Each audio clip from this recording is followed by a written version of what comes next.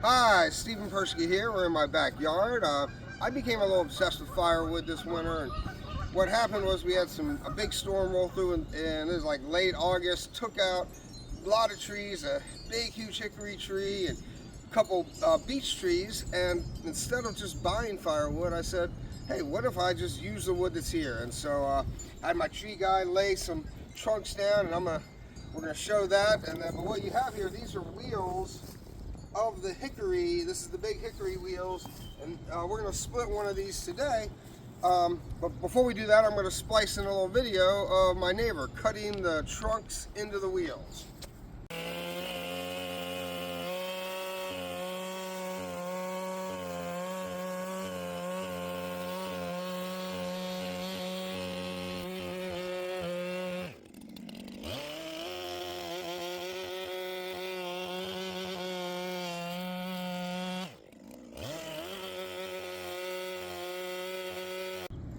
Okay, so we got these wheels here, and like I said, we had a lot more. I've done a lot of them. Step one is to get the wheel over to my work zone. And so I'm gonna just roll this thing over there. They're too heavy to pick up. At least too heavy for me to pick up. But I can roll it.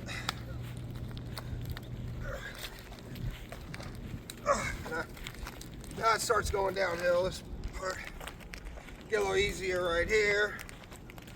I just got to get it over here to where I work on it. Yeah. Perfect. This is our spot. Now flip it up. And now we're ready to dig into this. Okay, so we're over here in my workspace. We got the wheel moved over here, and next thing is to split it. So, I don't have a commercial splitter. I have just a residential electric splitter. It is not strong enough to split this 20-inch. This is probably about 20-inch diameter. When I bought it, they said 15-inch, but this is hickory. This is super hardwood. So anyway, it couldn't split this, and even if it could split it, I couldn't even lift it up on the splitter. So first thing I got to do is split it over here, and I'm going to use just these splitting mauls and a sledgehammer. So I've come up with a process after doing about 20 of these, and I have to drill a hole. And when I first started, I just drilled in the center. Well, that didn't work because the wood is too dense. It wouldn't split. So I came up with where I had to drill holes. And of course, if there's knots, this wheel doesn't have any knots where limbs were coming out. But if it did, you'd have to be cognizant of that. So anyway, I'm going to go ahead and drill some holes here to start with. But the process of drilling is also important. Two things. One, you can't just drill straight in, because then the wheel won't even give your bit back. The bit gets caught in there. So you got to go in a little bit, back out. Go in a little bit deeper, back out.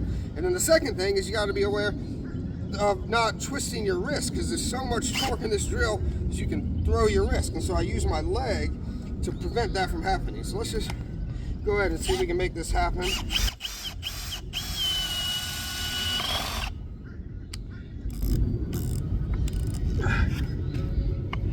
Then I flip back the other way. Let's get my bit in there better secured. Alright. There we go.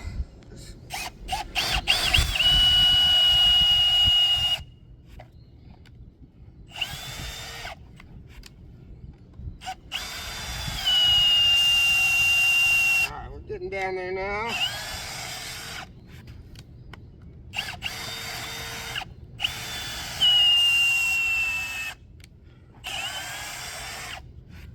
So why do we need the hole in the first place? And it just makes it easier, a couple things. Without the hole, when I was doing that, the maul would just bounce out. And then the second thing is, now there's no resistance going down. It allows the resistance to actually push going out. So I put the maul in there, grab the sledgehammer, and this is where the work comes.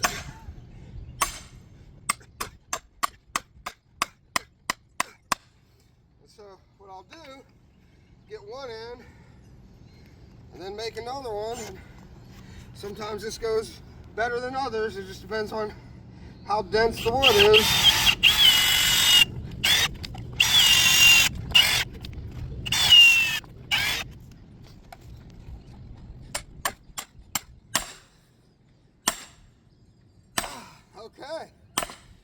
start to see some cracks forming.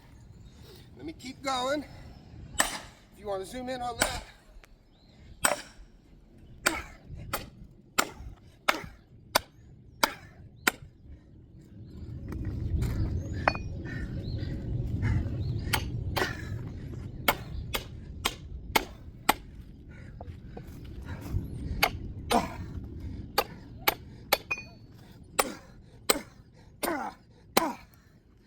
Now we got it.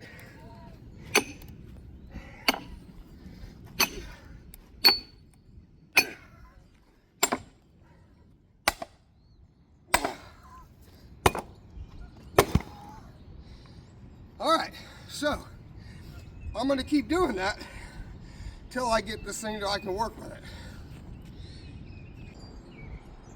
Okay, so we got the logs split into sizes I can handle. They're still significant and they're not super light, but at least I can pick them up and get them on the splitter. So I'm going to carry this over there and talk about the splitter.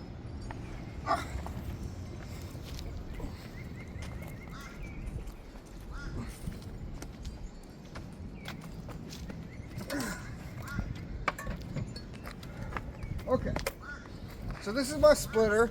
It is got it online, about $350. It's a 6.5 ton. They say up to 14 or 15 inch diameter. Of course, this was a 20-inch diameter, but we've made that smaller now, and it's hickory, so it's super strong.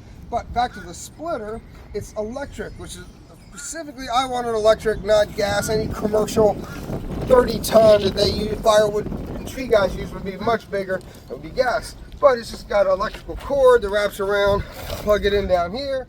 The motor, and then the activate the bump, or the I forget what they call this, the press, the bump. But anyway, this is the splitter, and we're going to split this thing here in a minute. Okay, so we got this. We got the wheel split into sections I can handle. We got this pretty large chunk sitting up here on the splitter, and we're going to go ahead and try to split it. Now, sometimes I got to turn it a little bit and find the area that it wants to split, because again, this is a pretty heavy ask for this little splitter. So let's see what we got. We're gonna give it a shot here. Alright, so case in point, that was a little too meaty. It didn't like that. So I gotta find an area where it does like. So I rotate a little bit here. Let's give that a shot. There we go. So we got a split. That's big. I'm just gonna let that fall to the ground. If it does, stay out of the way. And now we got it to pieces I can really deal with.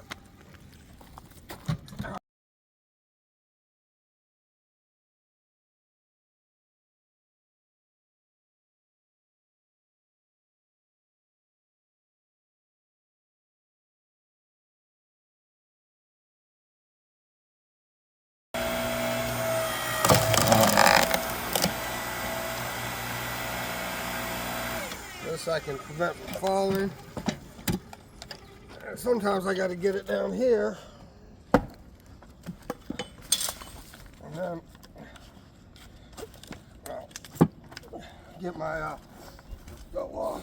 little hatchet here, and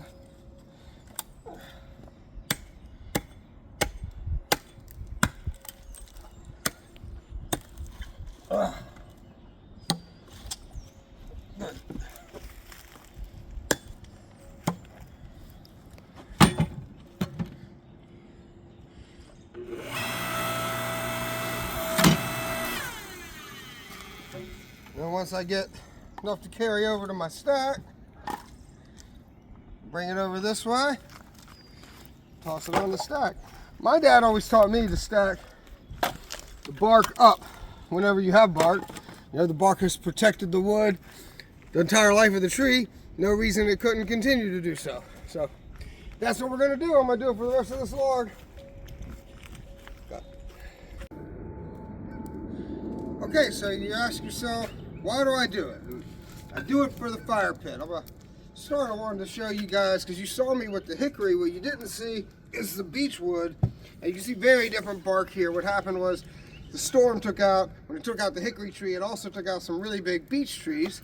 And I go over there and I cut logs, harvest them, bring them over here. And so we really have two main types of firewood. We have American beech and hickory. And so then I've been just, you know, splitting, and I got up to 6 stacks. I'm pretty much done with all the wood. I got a couple dessert pieces over there to finish, but for meat and potatoes are done of it. And it gives me 6 full stacks. That should give me about 2 years worth, maybe pushing to the 3rd year. But we go through a lot of wood. We built this fire pit. Oh, look at that. There goes the heron flying by. How fortuitous. So anyway, we built this a couple years ago, and I come down here by myself. Gretchen and I come down here with you guys. I always bring some whiskey, and I bring my other whiskey. Come here, whiskey. Whiskey, come. My dog's being disobedient, but anyway, sit down here with my whiskey and my other whiskey, enjoying a fire pit, and that's why I do it. It's really, I love burning firewood that I procured, that I earned, and so anyway, see you guys on the other side.